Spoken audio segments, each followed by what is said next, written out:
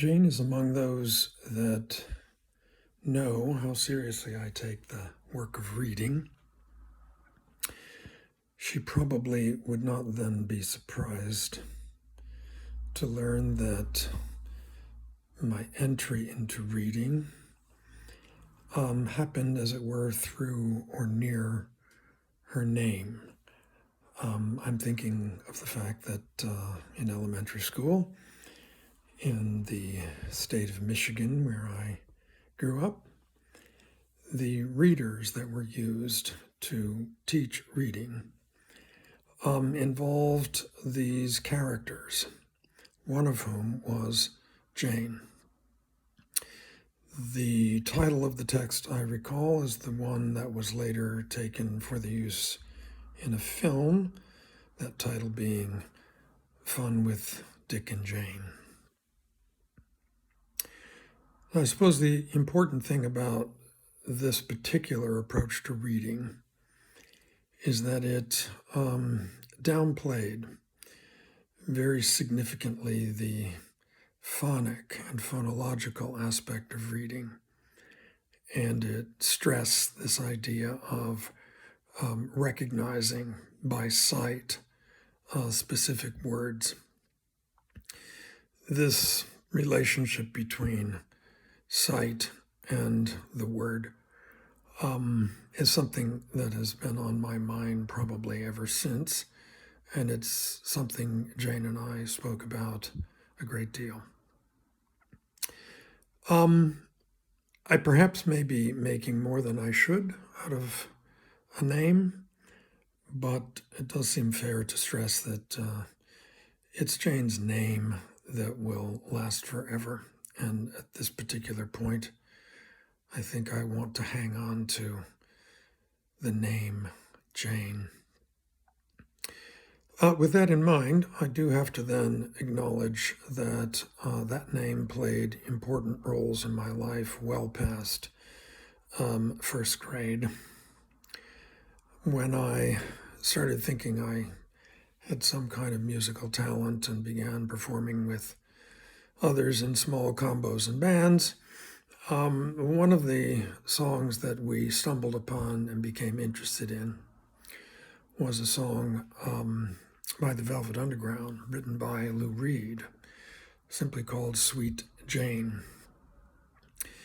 Among the many features of that song, it has a very sort of simple chord pattern, and so it invites somewhat amateurish bands to try and take it up.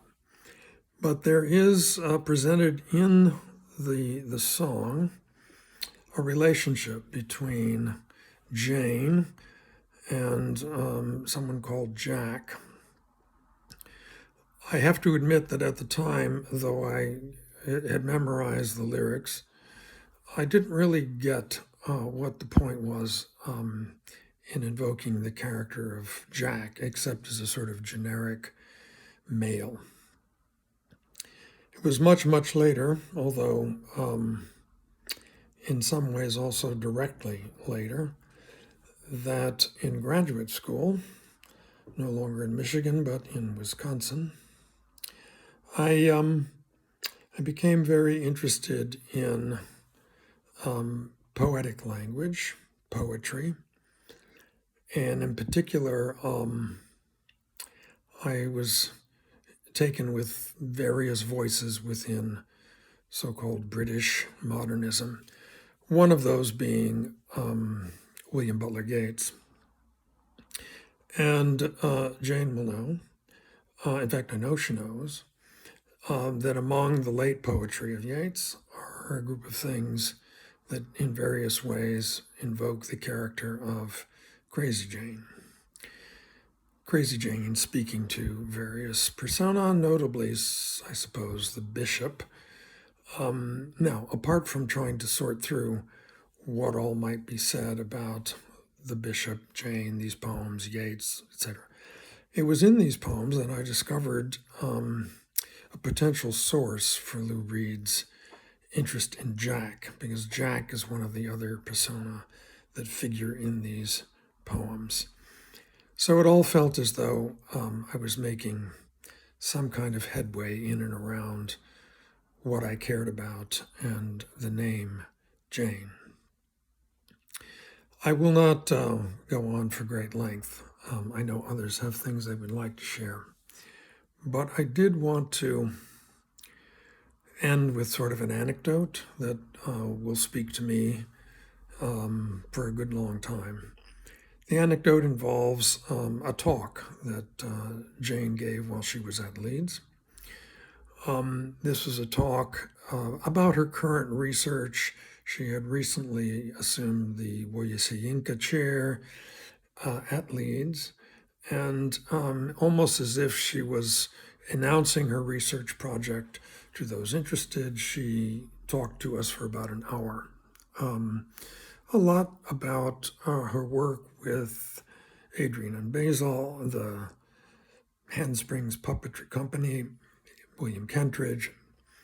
But at the end, she asked for questions, did not receive any, but those who knew her, and in fact, she and I were supposed to be going out to have something to eat after this, we approached her up at the front of the room. Among those who approached her was somebody that I had noticed in the audience during the talk, and it was a man who was seated, and on his left arm, he had a perched, sort of fuzzy animal, almost sort of worm-like or snake-like. And during the talk, he had been stroking this animal. And I thought it odd, but I did not comment. He approached Jane at the end of the talk, along with me and others. And he was not the first to engage Jane, but when he did, she noticed immediately the furry animal on his left arm. And she said to him, and I'm not sure I have this verbatim, but she said, "Oh, who is your friend?" I think she put it. And he looked somewhat uncomfortable, but he responded quickly and clearly, and he said to her, "This is my unfinished dissertation."